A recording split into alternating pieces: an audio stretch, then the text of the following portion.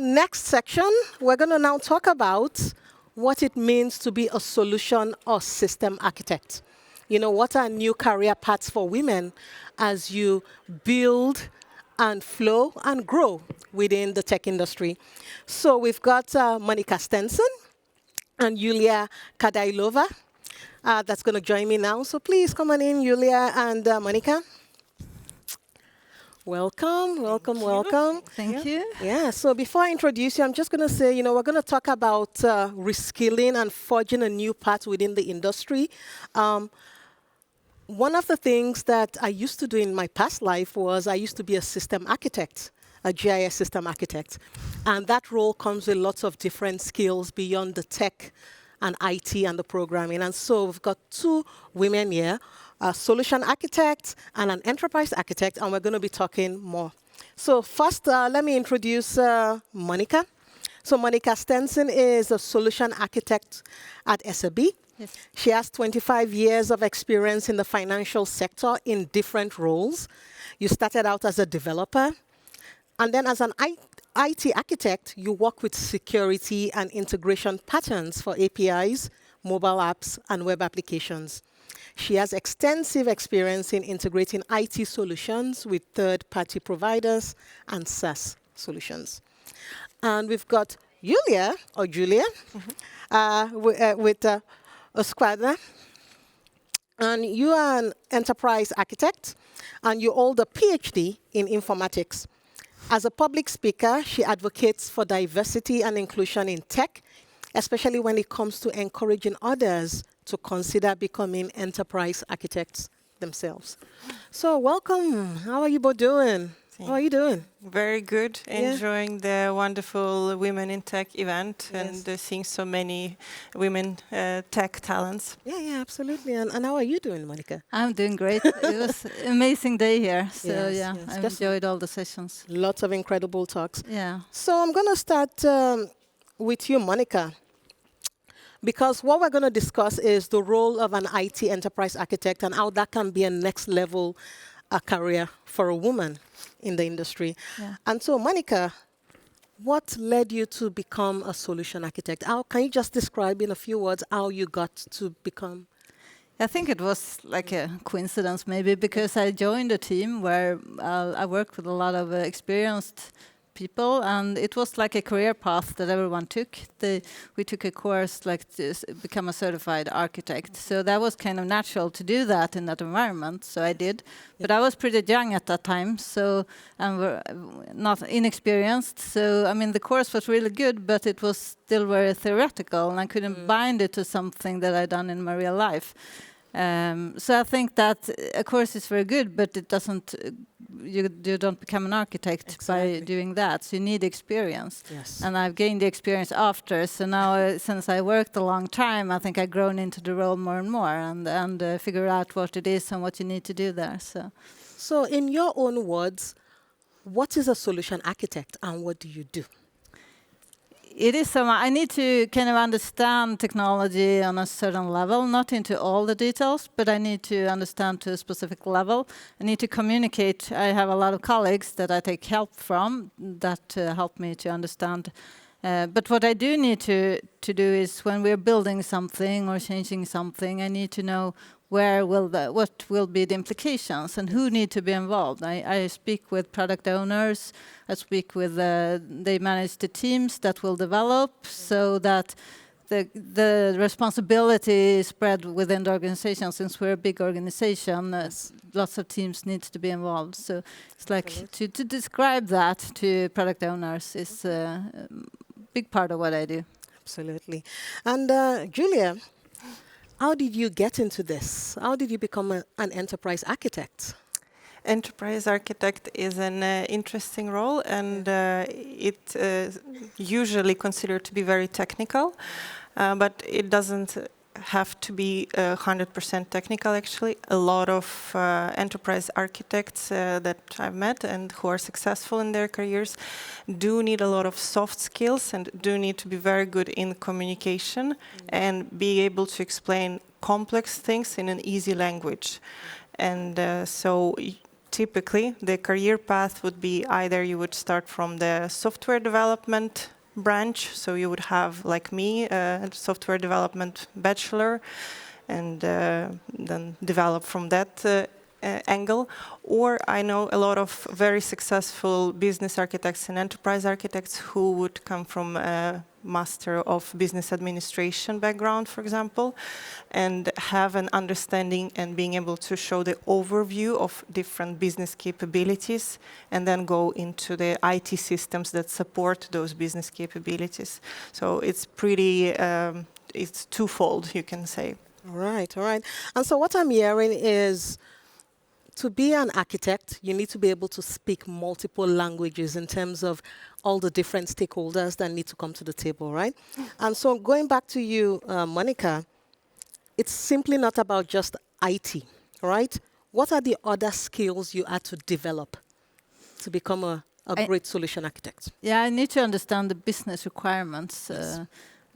So we have a big dialogue with business people, and also the legal requirements. We do a lot of solutions regarding data, sending data to third parties. We need to discuss GDPR, so the regulations like that. We have open banking PSD2 regulations. So I need to understand like the requirements both from outside and from inside. Absolutely.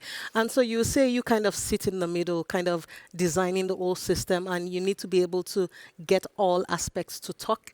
Yes. And communicate in their own language. So you Yeah. break down, the business strategy for the IT folks, and then the legal lingo to the developers, right? Exactly. Yeah. And I speak to both developers and the infrastructure people, and so it's, as you said, a lot of different languages you need to have to be able to explain. Okay. And so piggybacking off of that, why is being an architect a great career choice for a woman? Yeah, based on all of that. It's a very good lineup to Yeah. that. So recently I stumbled upon an article in the Harvard Business Review journal that says, so there was a group of researchers who analyzed a lot of TED Talks, and then they broke it down into male speakers and female speakers. And the numbers, the results that they presented were very obvious and spoke for themselves, saying that men are more likely, more often to use abstract language, so high-level language, which is pretty visionary, strategic, whereas women are more likely to use concrete language. So there are always more examples, more specific time plans. And I think going back to the why is it a good career choice for women, why is it a good choice for being an architect, is because I think, the language we use, talking, for example, to business stakeholders who want to implement a new IT system, it's super important to be able to speak that concrete language. So, okay, what is the functionality this system needs to fulfill? So it's very important with the concrete examples maybe, and I think women are great in that, and the research shows that, this is our superpower. Yes, no, absolutely. And just staying with you for a bit, what are some of the stereotypes surrounding being an architect? The first one is obviously that it's super technical profession. So, and I would very much encourage everyone to leave that behind. So it's very social and communicative job. So it's a recent survey that I have done with enterprise architects in my network, shown that communication skills is mentioned by most of the respondents, like what are the skills that you're using daily. So it's people skills and communication skills. Yes. So let's leave that stereotype behind that it's super technical. Technical. And just going back to you, Monika, what are some of the different routes? So if I was thinking of a career as a solution architect, in the future, and I'm a programmer, what are some of the other routes I can take towards becoming a solution architect if, say, somebody else isn't a programmer, but they have some technical expertise and they have kind of the communications, and like what route can they take towards that? I think it's good to jump between different roles. I think it's good you can be a business analyst, getting the business side of your work, and you can be maybe it's good to have some developer background, probably, because you get an understanding of the situation for the development teams, but it's not, it's something you can add on to. So I think the most important part is to be part of different initiatives and get the experience. I think there are many paths. There are many paths too. Yeah. And with you, Julia, I think you did a survey, or was it research in terms of? It was a survey with the architects from my network on LinkedIn. Okay. And what was the most surprising kind of results or feedback you got from the survey? Yes, so one thing was to see how many respondents actually mentioned communication as their most used skill. And the other thing was maybe not surprising, but on the fun side. And it was a female architect who gave that answer. So when I asked to describe what you do on the daily basis as an architect, the answer was, I draw boxes and I connect them with lines. Exactly, pretty much. So, and I think it's very, back. it's a very concrete answer, and it's like, yeah, well, we represent the reality, we represent IT landscape. Yes. So, yeah, we draw boxes and connect them with lines. Absolutely. But that makes it very creative as well. I mean, yeah, I do that a lot too. But I need to be able to explain things, and that requires a skill as well, to be able to draw the right box. Yeah, the right box. Absolutely. And describe it, yeah. No, and I think it's one of the most underrated professions within IT for women, actually, because you can be both creative, both very logical and technical and all of that, but also bring in a lot of the creativity, the eye level, breaking down complex solutions into kind of problems into really simple, digestible ways, you know, for different people. So, Julia, tell me a little bit about, okay, so once you're an enterprise architect, right? What's the next kind of logical career move from there? Well, CIO. Yeah. CIO. So that's the next thing. Yeah, I mean, I know several examples when being an architect really helps you to have a good skill set as a CIO, because you have an overview perspective and you're able to simplify quite complex things regarding IT landscape. So it's a good skill to have. Otherwise, I think it's always interesting as an architect when you're focusing on one domain, let's say manufacturing. It's always interesting to switch the domain and maybe learn, let's say, digital commerce. So switching domain could be also a good development opportunity. Yeah, no, absolutely. And for those kind of watching and listening, if you're wondering, okay, how do I become a CIO? What's the next? It's actually kind of being a system architect, solution architect, enterprise architect. That becomes kind of the next logical. So, Monika, take us through a day in the life of Monika. So when you wake up, have your coffee, take us through from 9 a.m. to 4 p.m. A day in the life of a solution architect. Yeah, I think I have it's a big variety in what I do. Like usually in the mornings, I spend time with the development team that I work closest to. So I take part in their daily if I can, so to listen in and see what problems they have, if there's something we need to discuss, any meetings I need to book. Then we can have a meeting with the legal team to discuss GDPR questions when we are sending data to a partner. In the afternoon, I maybe do a presentation for some POs and some enterprise architects as well about the solution we're building and what implications that will have. So it's a lot of meetings. It is, yeah.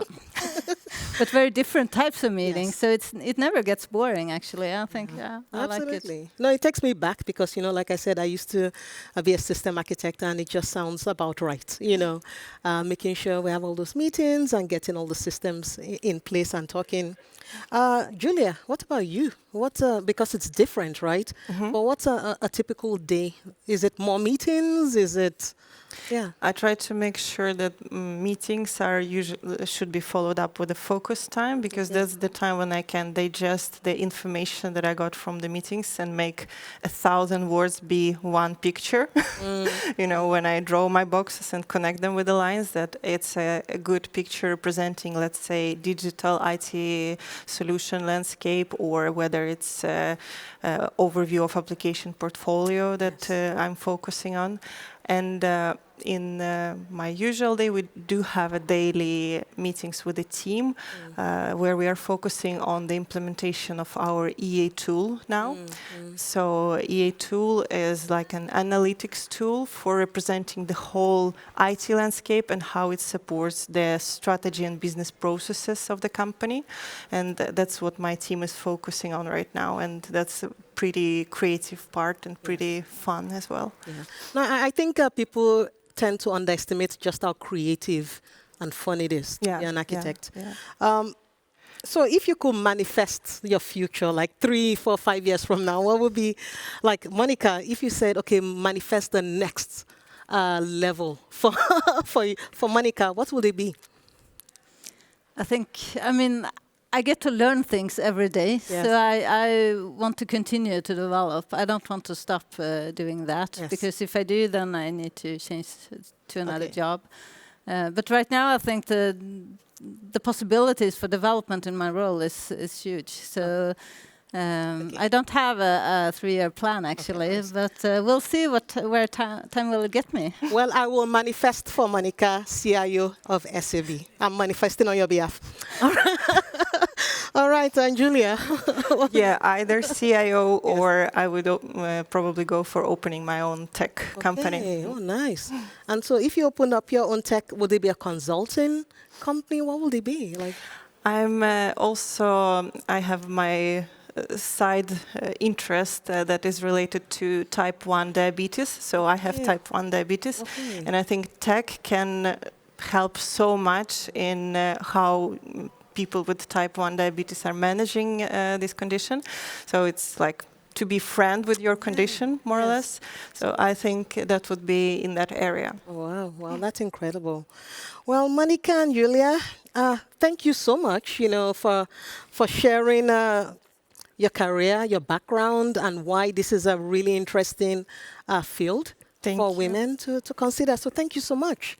Yes, Thank you. Thank you.